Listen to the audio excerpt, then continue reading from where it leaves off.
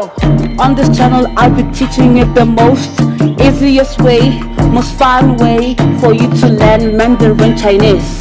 Yeah, now, let's start learning. Buckle up.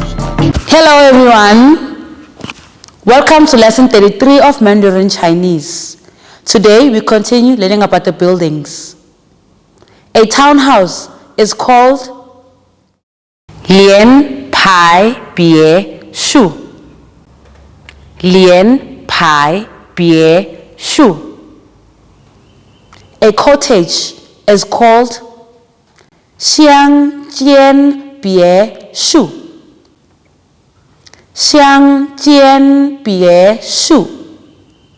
A warehouse is called 仓库，仓库。A cabin is called 仓，仓。Now let's review the words again. 连排别墅，乡间别墅，仓库，仓。This is the end of today's lesson. Please remember to like, share, comment, and also to click the subscribe and notification button. See you next time. Goodbye.